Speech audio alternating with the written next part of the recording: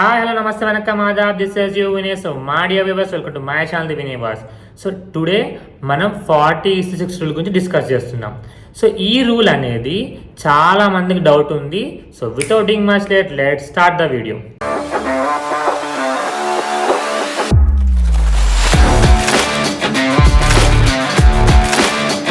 ఓకేనా. సో ఈ రూల్ రీసెంట్గా కేఎన్ఆర్యుహెచ్ఎస్ యూనివర్సిటీలో వాళ్ళు లాంచ్ చేశారనమాట.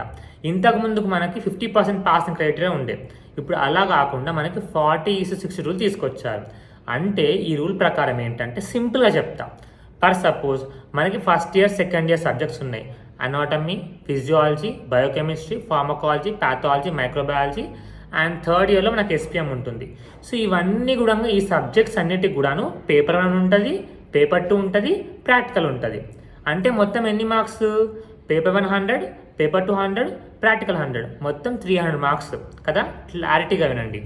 సో నువ్వు పాస్ అవ్వాలి అంటే 300 మార్క్స్కి 150 మార్క్స్ రావాలి.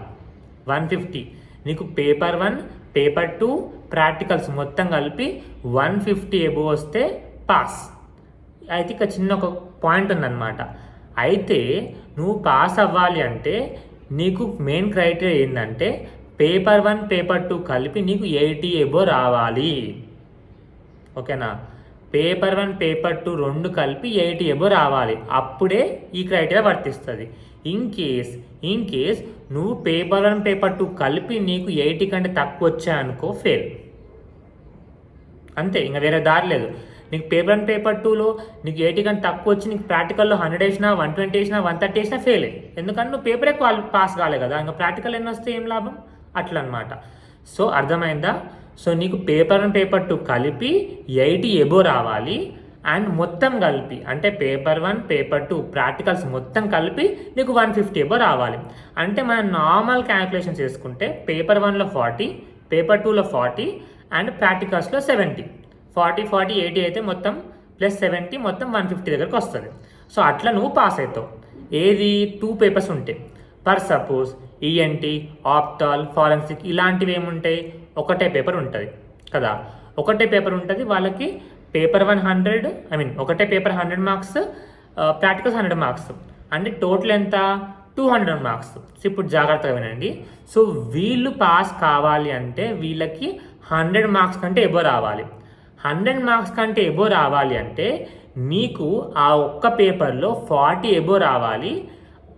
ప్రాక్టికల్స్తో కలిపి 100 దాటాలి, అప్పుడే పాస్. పర్ సపోజ్ నీకు పేపర్లో 39, 38 వచ్చాయి, 40 బిలో వచ్చాయి, నీకు ప్రాక్టికల్ ఎన్ని మార్క్స్ వచ్చినా ఫెయిల్ అయ్యి. అర్థమవుతుందా. సో మినిమం మార్క్స్ ఎంత పేపర్లో, నీకు 40 వచ్చి ప్రాక్టికల్స్తో కలిపి 100 వస్తే పాస్ అనమాట. సో ఇది 40:60 రూల్. సో అందరికీ అర్థమైంది అనుకుంటున్నాను. క్లారిటీ ఉంది కదా. ఏమైనా డౌట్ ఉంటే కామెంట్ సెక్షన్లో కామెంట్ చేయండి, రిప్లై ఇస్తా దీనికి మాత్రం. ఓకేనా. సో ఇంకో చిన్న విషయం ఏంటంటే కొంచెం సబ్స్క్రైబ్ చేసుకోండి, మీ ఫ్రెండ్స్కి ఫార్వర్డ్ చేయండి. మీకోసమే ఈ వీడియోస్ అన్నీ కూడా. ఓకేనా. So until then take care, bye bye. This is your Vinay voice signing off. Khuda.